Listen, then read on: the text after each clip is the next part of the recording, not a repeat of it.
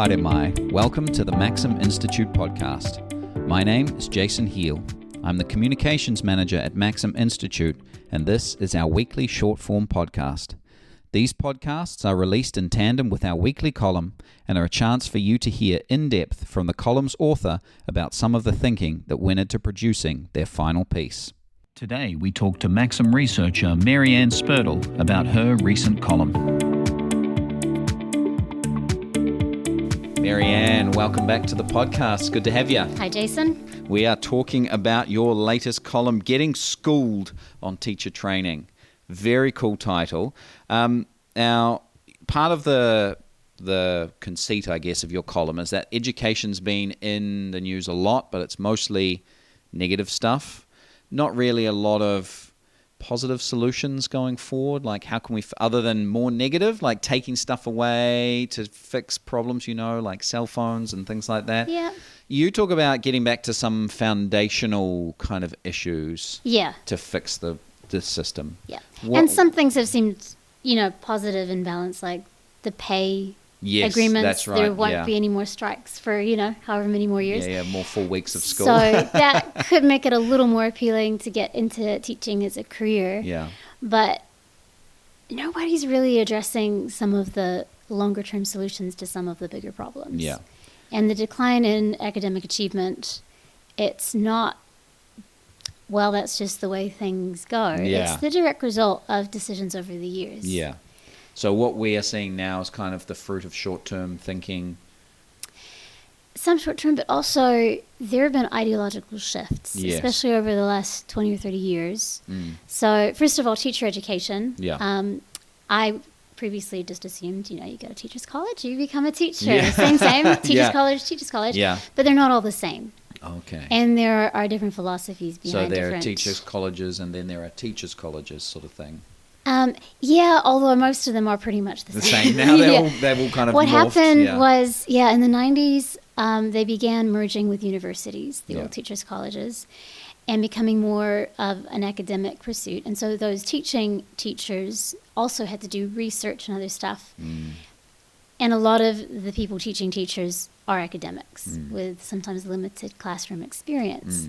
And so they're spending a lot of time learning about things that aren't necessarily applicable in the classroom. So learning theories that have maybe not been tested fully in the classroom? Well, or things it's not even that they're being tested for results. It's just they sound good. So student-centered education. Yes. Sounds wonderful. Yeah. You want education to adjust to student needs. You Yes. want students to be highly engaged, which is what it promises. Yes. But the reality is And to that take ownership, right? Is that one of the that's things? part they of the take idea. ownership of Yeah. their learning? Yeah. which works only if you've got a foundation. Yes. So you can't let somebody loose in a lab if they haven't been schooled in the if they don't know details of what the substances are and what they do. So in every single field, you need a grounding in certain things. Yeah. And literacy and numeracy, those are fundamental things to know for just about anything. Yeah.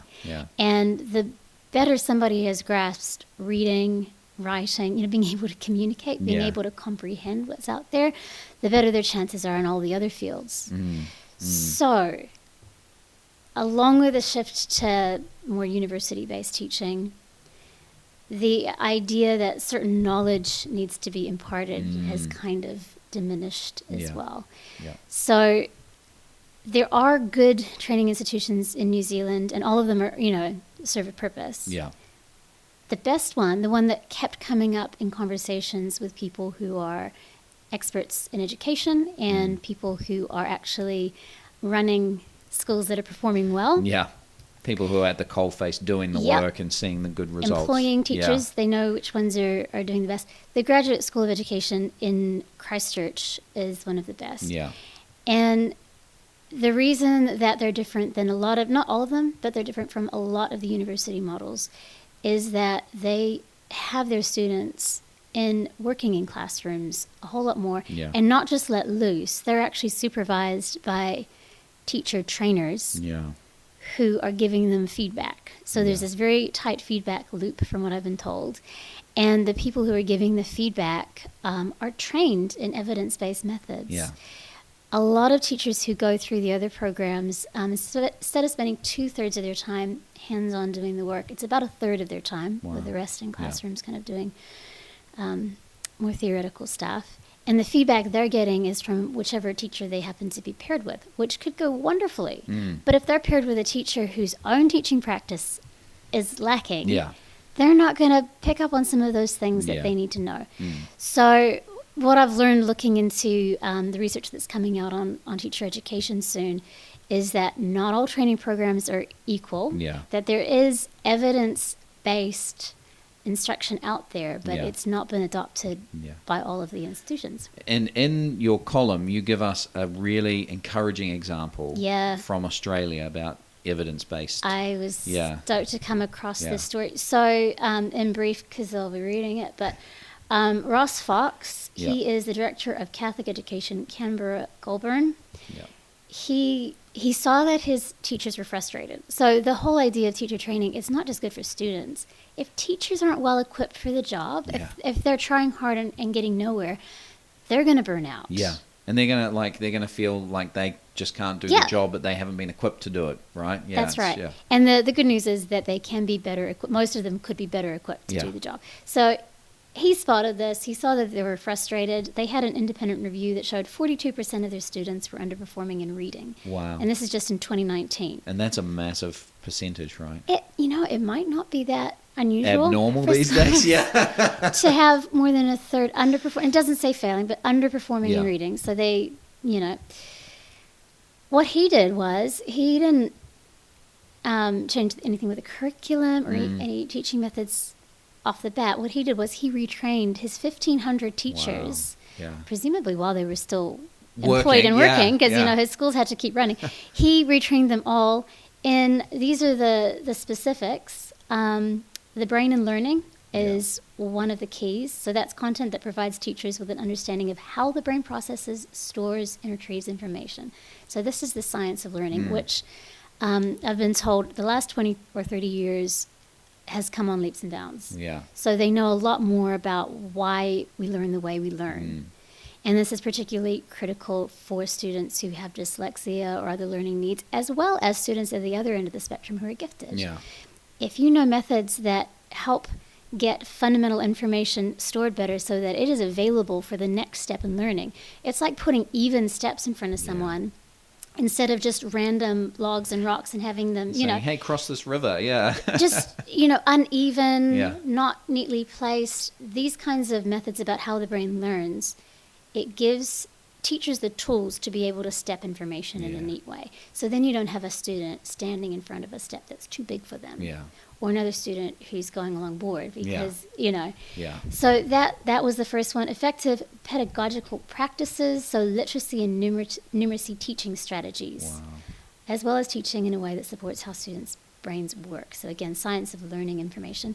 So a lot of evidence-based stuff. This is all stuff that there is evidence. A lot of it's been out there for years, but there's resistance in some training institutions to incorporating it because the ideology that's running a lot of the student-led stuff, they don't really want to know. Because this means you have to actually direct the information, memorize stuff sometimes. It's not, it needs to be mixed with student-centered stuff. But the student-led learning on its own resists this kind of thing. Classroom management, very important. If you can't manage a classroom, how are you going to teach who's them? Who's going to learn anything? Exactly. Ways to manage positive learning environments. Responsive teaching, and this is contextualizing information for cultural, age, other ways of looking at what's appropriate for what students and how you present it. So that everything that they retrained in fit under those headings. And the cool thing was, in 2022, they reviewed the students again. Only 4% were underperforming. So 42%, 3 years ago, to 4%. All he did was retrain his teachers. Now, the education ministers in Australia, I'm sure this isn't the only example that they're basing this on, but what they've done is they've decided that the teacher training institutions have 2 years to incorporate this kind of instruction into their programs. They're getting funding to do that. If they don't do it, they might lose their accreditation, because what they're recognizing is, without this at the core, you're going to end up with teachers who've not wasted their time in education, but they're not going to be as well prepared as they could be. Yeah. They're not going to be as effective as they could be, and a lot of them aren't staying in the job as long as they should be, because they're going to be frustrated in the work. Yeah. So if we want to have better student outcomes and not so much of a teacher shortage, if we want a better work environment for teachers, this is a really good place to start. And the Teaching Council, I think, whether or not the political parties start hammering this home, the Teaching Council, who credits these institutions and the teachers who are coming in, they have the ability to be very explicit about this. They've kind of hinted at some of these things, but they're not explicit. Yeah. Yeah. Well, so we should be taking notes from Australia once again. Yes. Yeah. In this instance, it looks like, and the proof's in the pudding. Yeah. This is early days for them on a whole, but it sounds sensible. Yeah. Yeah. Yeah. Great. Oh, well, encouraging thoughts, Maryanne. Thank you so much for being with us. Thanks, Jason. And now let's hear from Maryanne as she reads her column. Education is firmly on political parties' radars this election. As the ink dries on the government's pay agreements with teachers, the Maori Party is campaigning for every school to have at least one Maori member of senior management. ACT has proposed the ultimate in school choice, and the National Party wants to transform education one confiscated phone at a time. The sheer variety of solutions to declining achievement, teacher shortages, and truancy reflects the complexity educational issues unleash. The best solutions are ones that stick to the foundations and framework of our education system and resist trying to merely raise its curb appeal.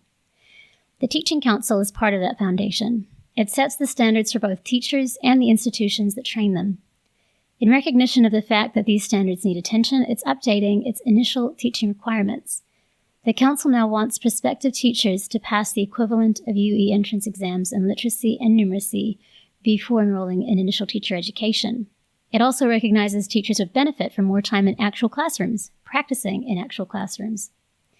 Good ideas, but they exist alongside more opaque ones, such as inclusiveness practice. Quoting, "All student teachers need to be able to teach in inclusive ways, as all children have the right to access equitable educational opportunities." Now, what's a teacher trainer meant to do with this directive, other than give the slow nod that all blindingly obvious statements deserve? But there's hopeful news out of Australia.